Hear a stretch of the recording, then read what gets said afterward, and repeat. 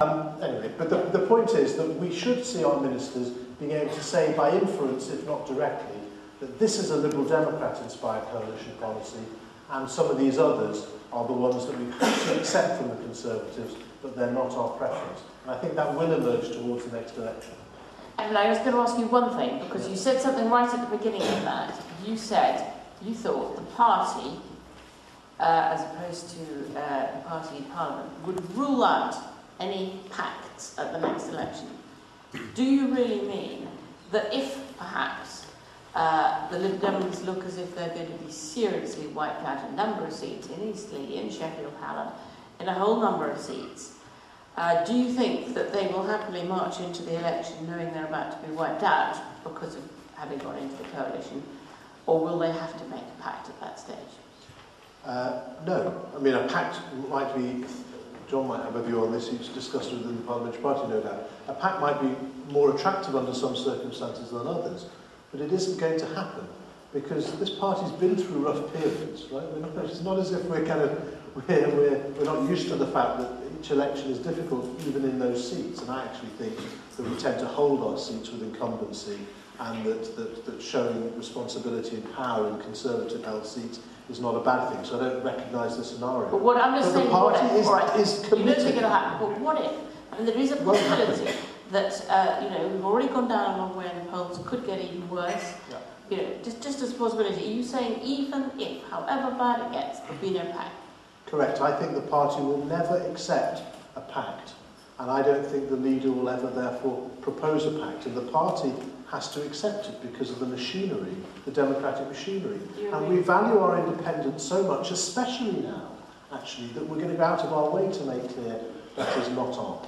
Do you think no pact on any circumstance? I don't think I could be any more clear than saying there will be no pact, there will be no deal. Actually, if the coalition government is a success, we will be fighting to win tons and tons of Tory seats in the next election. We will always, when we've done a deal with the Tories in this election, we will always face a difficult time where we're fighting Labour, but a successful coalition will result in us fighting the Tories where we've never fought them before, where we're in a good second place, where people will see that actually the Liberal Democrats have made a positive impact on the coalition government. And I think it creates a great opportunity for us where we're fighting the Tories. It's not in our interests at all to do any sort of deal or have any sort of pact with the Tories. Thank you, David. I know you've got to go. Do you want to say a last word? I just want to comment on that because I think it's really interesting. I think we're going to think about this in the immediate future. Can you imagine the coalition, which I think will last until 2015, regrettably, but they get towards the election and then the Liberal Democrats start campaigning on their own policies, which are in direct contradiction to the policies they're carrying out in coalition and the ones of their partner in coalition, the Conservatives. This isn't just an issue for now, it's about how we deal with this if we ever got in this situation ourselves. And I think, I mean, you two may well be right. You may be right, you might do it. I think that would be a great advantage to us because I think we'd have a shambles on our hands as we came up to the fixed term Parliament in May 2015. Because you'd be all over the place, and incidentally, you'd have a hell of a job holding the government together at that stage. So it would be very interesting politically. My worst scenario is that you won't do that you won't end up fracturing towards the end, so it doesn't destroy you as a credible party. But you will find that Nick will say where his heart lies. Why don't we have what you would call a national progressive alliance, and you don't stand against the Tories in their incumbent seats, and they don't stand against you, and you divvy up the seats in terms of where you're closest to beating us. And that's the worst scenario, and in the next 4 years, Ed Miliband and the team around him are going to have to think that through, because we need to be well in advance of dealing with that, not as we were on May the 6th, caught with our trousers down. With respect, I hope it's garbage because I said it was my worst scenario. But only time will tell. I've accepted that it's difficult to see how Liberal Democrats can campaign independently of the Conservatives only in the last 4 weeks. So we haven't solved that. David makes a fair point about how that's managed. And good luck with it. I mean, opposition's dreadful, but being in the position you're in might actually turn out to be worse.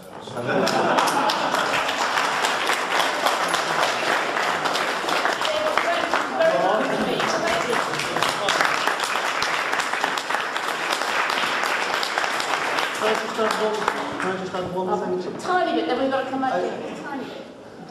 In the rest of Western Europe, where they regularly have coalition governments, the world doesn't fall apart when political parties start campaigning on their own policies in the run-up to general elections. What struck me about being at the Liberal Democrat conference, where you had a couple of hundred people trying to get into this discussion, the doors locked and people couldn't get in, there wasn't a single discussion at the Liberal Democrat Party fringe about their links with the Conservative Party and how to develop them. There was a few people whispering to journalists that that might be what they want to do. It is not a discussion the party wants to have in public, is allowed to have in public. It was very clear that there remains the view that Evan and John have expressed about where the party naturally lies. The party members seem to be very serious about the choice they've made democratically and making it work, but it was one term only, and that's why the leadership has actually had to give these quite unequivocal guarantees. So I came away from that, maybe things will change, and maybe in Nick Clegg's heart he wishes it were different. I came away from that with the view that while making the coalition had not split the party, giving up their independence to have a patch of David Cameron really would split the party, because the choice would be actually, you might have an option of saying, we could save 10 seats here, but you're having the pact that the SDP and the Liberals used to have, and it will look like a merger, and the party will not exist. And actually, does a political party want to save 10 seats to, destroy? And I have to say, as perhaps the only veteran in this room of trying to decide on seats between the SDP and the Liberals, and who should fight what seat. I don't think I've ever seen more political blood on the floor, or worse, or more vicious fights, and it's something I would never want to go through again. It was very rough. Right, let's take some more from the floor. Right at the back, standing up with the red tie. I'll take you here. Do I see any women here? Yes. Hello, Tim Horton from the Fabian Society. And in many respects, I sympathise with the Liberal Democrats who've been dealt a very difficult hand. And I think my feeling, I communicate to Evan and John, is actually the problem is more your leader. I think John's absolutely right, and coalitions have solved that problem of going into a subsequent election elsewhere in Europe and the rest of the world. What they've also solved and do very well is that minority party leaders in coalitions don't have to be full-throated evangelists for the major party in coalitions. And my worry about Nick Clegg is he seems a very eager evangelist at the moment for Conservative economic policy. This is not something I'm trying to tar Liberal Democrats with. I've got a particular worry about your leader. At the conference last week, we had the Thatcher household economics. Actually, that's not where you want to go. I'm glad that our grandparents built the NHS, even though we had to pay it off later. On the deficit and the blaming of Labour, that's a shame. It was to the Liberal Democrats' great credit that in opposition you supported the bailout of the banks, along with the Labour Party and every other party in the world except the Tories. And you supported the fiscal stimulus, along with every other party in the world, including the US Republicans, except the Tories. So actually, you're doing yourself down by pretending we've ended up with a deficit through profligacy. And I suppose, just to kind of wrap this up into a question, Nick Clegg might have already crossed a threshold which he can't go back from, but I think it's really urgent for you to get in there and try and temper his activity and his narrative. Because if his response is, rather than to operate like they do in other European countries, coalitions in Germany, in a more moderate way, if his response is a sort of full-blooded selling of the Tory economic message, I think that puts you in real difficulties. Thank you. Somebody in the middle.